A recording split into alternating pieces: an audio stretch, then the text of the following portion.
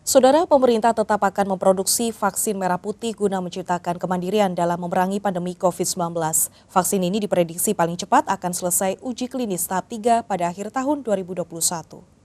Ketua Konsorsium Riset dan Inovasi COVID-19 Kemenristek, Ali Gufron Mukti mengatakan vaksin merah putih akan tetap diproduksi meskipun pemerintah telah mengimpor vaksin COVID-19. Dalam pembuatan vaksin merah putih, pemerintah bekerja sama dengan beberapa perguruan tinggi seperti UGM, IPB, Universitas Andalas, dan UNER. Penelitian vaksin merah putih ditargetkan selesai uji klinis tahap akhir dan mendapat izin penggunaan darurat dari BPOM pada akhir 2021. Maka vaksin merah putih masih perlu untuk boosting, artinya tubuh kita biar menghasilkan antibodi yang bisa menyerang kepada virus yang masuk gitu. Jadi gitu masih perlu.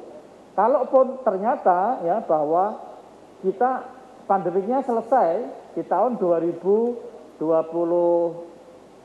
umpamanya ya, apakah vaksin merah putih masih perlu?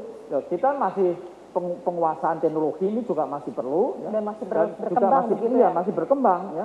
Ini juga bisa kita ekspor dan lain sebagainya. Jadi ini masih tetap jawabannya masih tetap untuk diupayakan vaksin merah putih meskipun sudah selesai pandemi di 2022 kalau selesai ya. Sementara itu, juru bicara Satgas Penanganan COVID-19 Wiku Adhisa Smito berharap seluruh RT RW dapat berperan aktif untuk mengawasi kebijakan pemberlakuan pembatasan kegiatan masyarakat atau PPKM Mikro sesuai zonasi daerahnya masing-masing. Wiku menyebut kebijakan ini baru bisa dilihat hasilnya setelah 3 hingga 4 minggu berjalan.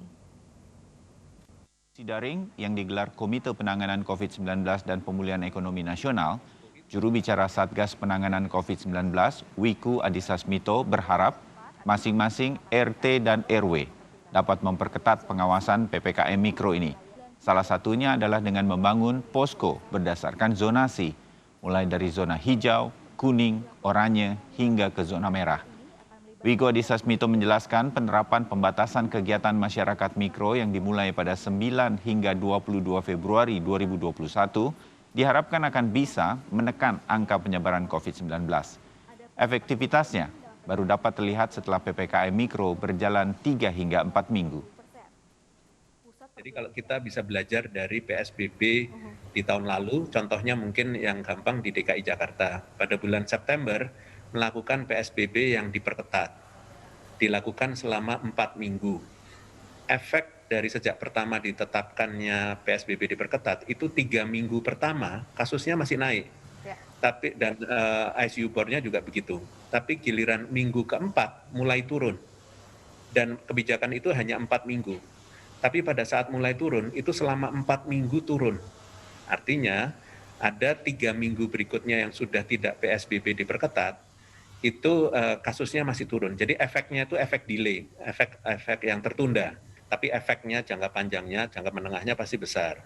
Tinggal menstruktur menjadi lebih tegas gitu, tugasnya juga menjadi jelas, dan targetnya sekarang juga diperjelas. Dengan demikian pengendaliannya juga bisa di level mikro tersebut. Nah sekarang tinggal berjalan dengan waktu, pemantapan pembentukan posko-posko itu tadi, dan tugas-tugasnya, dan pelaporannya. Sehingga nanti kita bisa lebih jelas angkanya dan